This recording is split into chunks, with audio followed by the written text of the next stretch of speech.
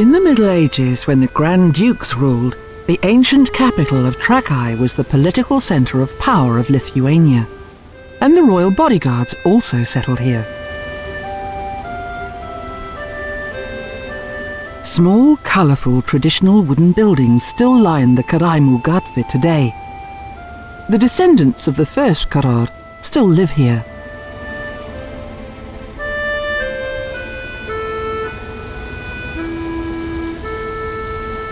The Gable Buildings face the street and contain 3 small windows, one for God, one for Vytautas, and one for the inhabitants themselves.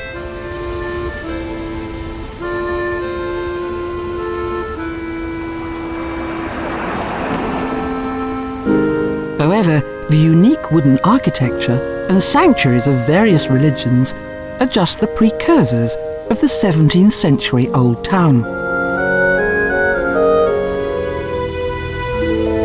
The Church of the Virgin Mary is set upon a small hill above the Old Town.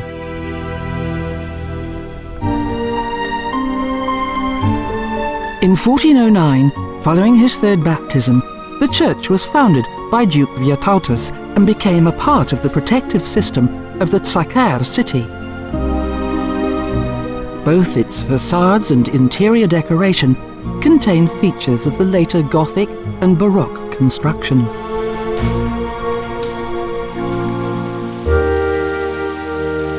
The remains of the old peninsular castle are well camouflaged on the mainland shore. The castle was originally built of wood and subsequently of stone. It was situated between 2 lakes and separated from the city by walls, defensive towers and water ditches. But the later built water castle is the real landmark of Lithuanian history and also the origin of Trakai.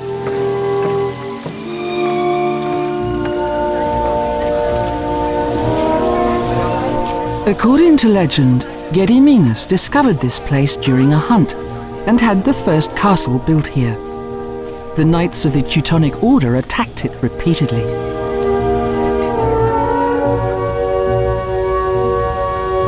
For those who ruled the castles and controlled southern Lithuania, a second castle was erected.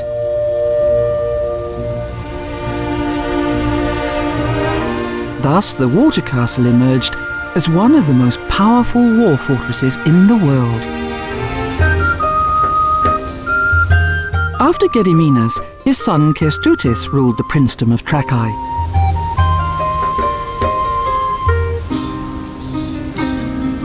But its real heyday came 50 years later, under Grand Duke Vytautas.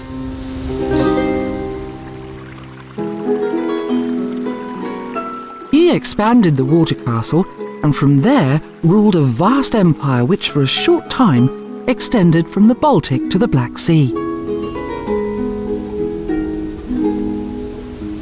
Tatars, Russians and Ukrainians attended meetings of the council here, and his loyal personal guards protected the prince. The old Jewish Tatars who lived on the Crim were known for their loyalty and defiance of death.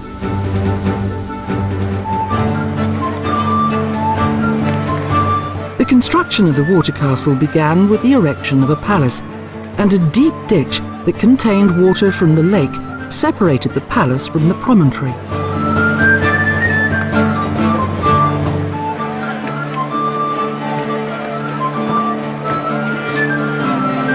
At the same time, casemates and towers were built, and a wall with 3 towers on each corner surrounded the promontory.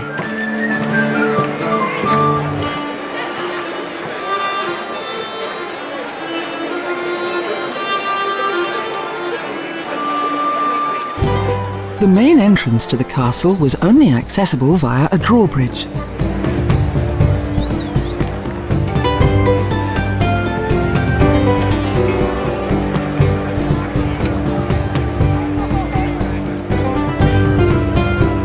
An additional portcullis provided further protection.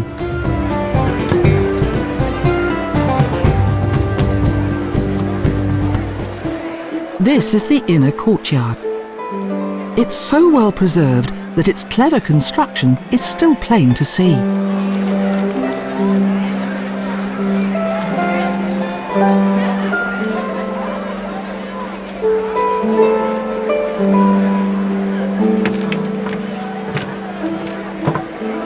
From the inner courtyard, each room of the castle's 3 floors could be reached by wooden corridors and stairs.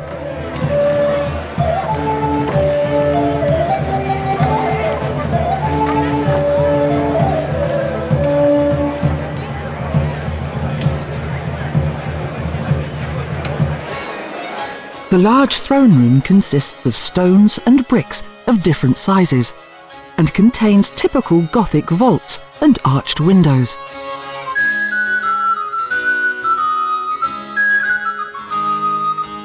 Grand Duke Vytautas was well educated, spoke German, Italian and Russian, and understood Tatar.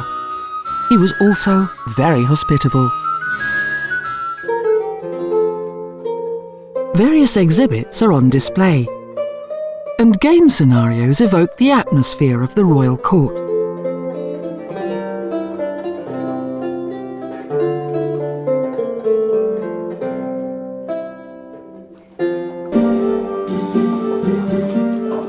The minorities are included.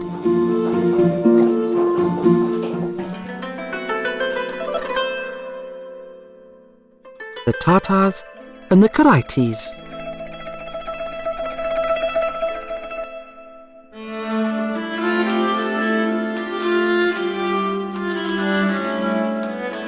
The wife of Vytautas accompanied her husband on his travels, and she was also able to read and write.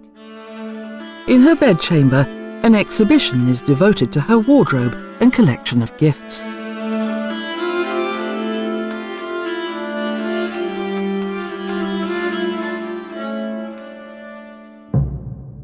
The former bedchamber of the Grand Duke has become a museum room in which numerous decorations and various weapons are exhibited.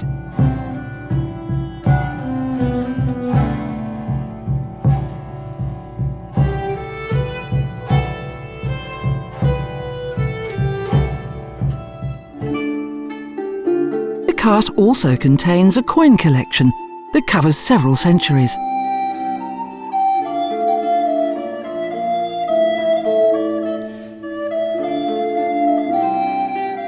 Embossed coins made of various materials.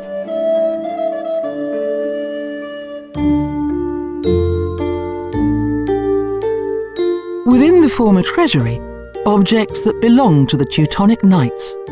Indeed, it was Duke Vytautas who made an alliance with the Teutonic Order and thus came to power in 1390.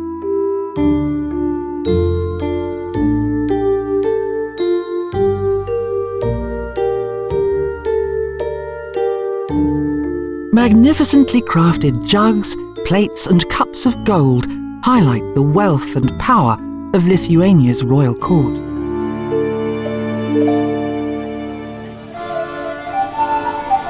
This beautifully preserved castle complex, with its unique architecture of stone and wood, has a national significance for Lithuania. It is a symbol of the courageous steadfastness of the Lithuanians against the Crusaders.